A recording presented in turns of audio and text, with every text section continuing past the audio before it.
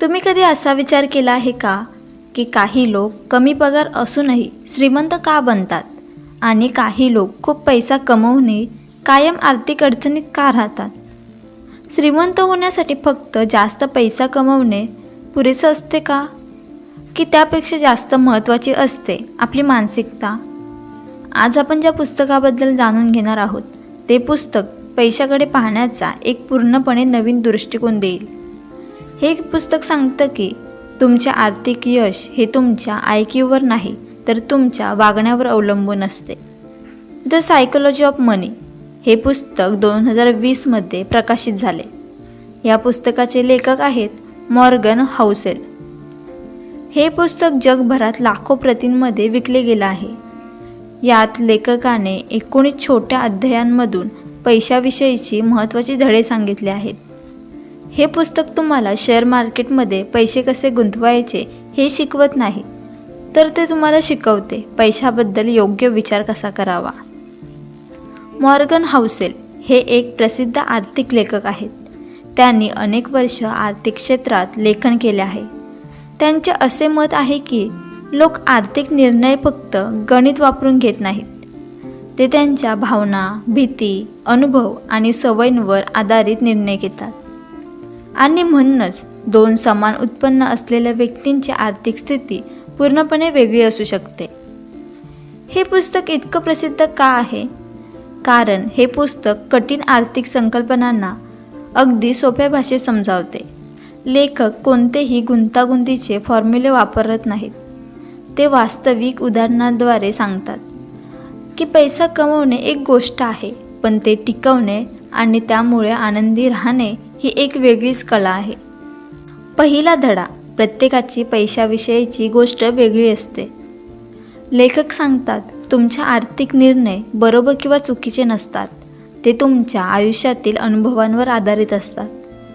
ज्या व्यक्तीने गरिबी पाहिली आहे ती पैसे साठवण्याला महत्त्व देईल. ज्याने भरपूर पैसा पाहिला आहे तो जास्त धोका देऊ शकतो. म्हणून दुसऱ्याच्या आर्थिक निर्णयांची तुलना स्वतःशी करू नका, कारण प्रत्येकाची कहाणी वेगळी असते. दुसरा धडा, नशीब आणि धोका. आपण अनेकदा एखाद्या यशस्वी व्यक्तीकडे पाहून म्हणतो तो खूप हुशार आहे, पण लेखक सांगतात यशामध्ये नशिबाचाही मोठा वाटा असतो आणि अपयशामध्येही. म्हणून एखाद्याचे यश पूर्णपणे कॉपी करण्याचा प्रयत्न करू नका.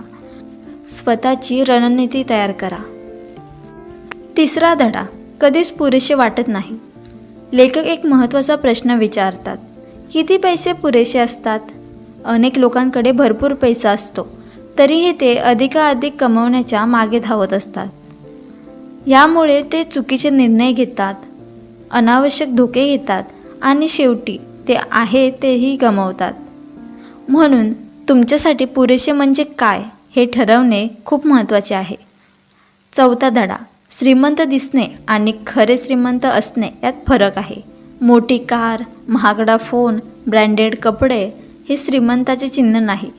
खरी श्रीमंती म्हणजे ज्याचे पैसे दिसत नाहीत. बँक खात्यातील बचत, गुंतवणूक, आर्थिक स्वातंत्र्य ही खरी श्रीमंती आहे.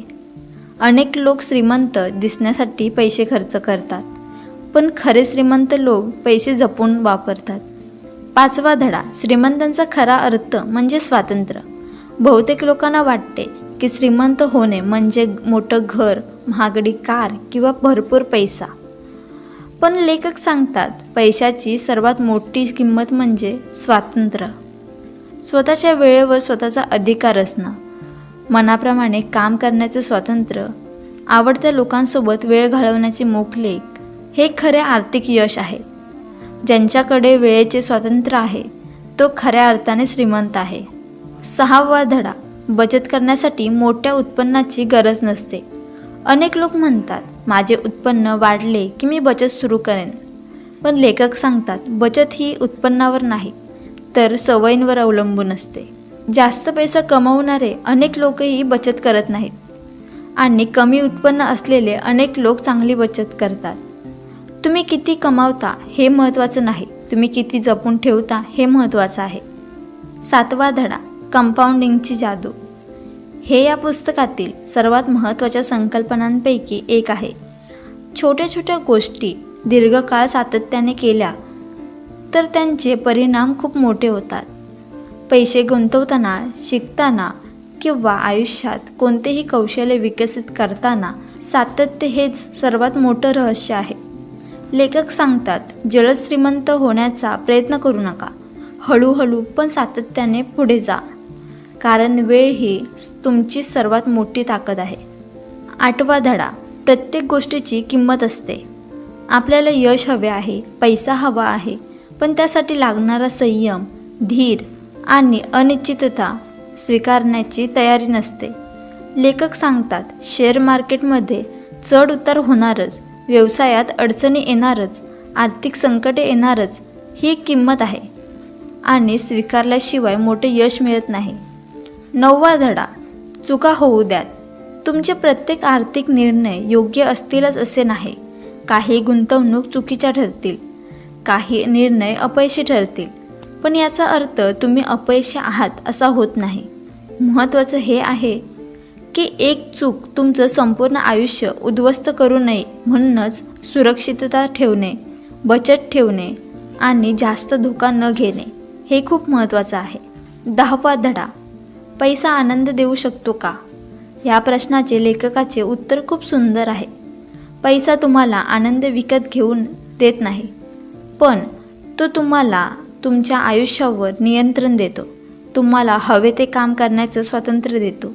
तुम्हाला नको असलेली गोष्टींना नाही म्हणण्याची ताकद देतो आणि हेच खरं समाधान आहे. या पुस्तकात आपल्याला काय शिकायला मिळाले? हे पुस्तक आपल्याला शिकवते की जास्त कमवण्यापेक्षा योग्य सवयी महत्त्वाच्या आहेत. श्रीमंत दिसण्यापेक्षा श्रीमंत असणं महत्त्वाचं आहे. संयम हा आर्थिक यशाचा सर्वात मोठा आधार आहे. बचत ही सवय आहे, उत्पन्न नाही. पैशाचा अंतिम उद्देश म्हणजे स्वातंत्र्य. जर तुम्ही विद्यार्थी असाल, नोकरी करत असाल, व्यवसाय करत असाल किंवा तुमच्या आर्थिक भविष्याबद्दल गंभीर असाल तर हे पुस्तक तुम्ही नक्कीच वाचलं पाहिजे. कारण हे पुस्तक तुम्हाला फक्त पैसे कसे कमवायचे हे शिकवत नाही, तर पैसे आणि आनंद यांच्यातील खरा संबंध समजावून सांगते. मित्रांनो, पैसा हा फक्त आकड्याचा खेळ नाही, तो आपल्या सवयींचा, आपल्या विचारांचा आणि आपल्या नियंत्रणांचा परिणाम आहे. जर तुम्ही तुमची मानसिकता बदलली तर तुमचे आर्थिक भविष्यही बदलू शकते आणि कदाचित हीच या पुस्तकाची सर्वात मोठी शिकवण आहे. मित्रांनो, जर तुम्हाला द सायकोलॉजी ऑफ मनी या पुस्तकाची ही मराठी बुक समरी उपयुक्त वाटली असेल तर या व्हिडिओला एक लाईक नक्की करा. कारण तुमचा एक लाईक आम्हाला अशा दर्जेदार आणि ज्ञानवर्धक बुक समरीज तुमच्यापर्यंत आणण्यासाठी प्रेरणा देतात. जर तुम्ही आपल्या चॅनलला सबस्क्राईब केलं नसेल तर आत्ताच सबस्क्राईब करा आणि बेल आयकॉन देखील दाबा, जेणेकरून जगप्रसिद्ध पुस्तकांच्या मराठी समरीज जे प्रत्येक नवीन व्हिडिओ सर्वप्रथम तुम्हाला पाहायला मिळेल. तसेच तुम्हाला पुढील कोणत्या पुस्तकाची समरीज पाहायची आहे हे कॉमेंटमध्ये नक्की सांगा. तुमची एक कॉमेंट पुढील व्हिडिओचा विषय ठरू शकतो. ज्ञान ही अशी संपत्ती आहे जी कोणीही तुमच्या हिरावून घेऊ शकत नाही. त्यामुळे वाचत राहा, शिकत राहा आणि स्वतःला दररोज अधिक चांगलं बनवत राहा. पुन्हा भेटू एका नवीन पुस्तकासोबत आणि आयुष्य बदलून टाकणाऱ्या नवीन शिकवणीसोबत. तोपर्यंत धन्यवाद.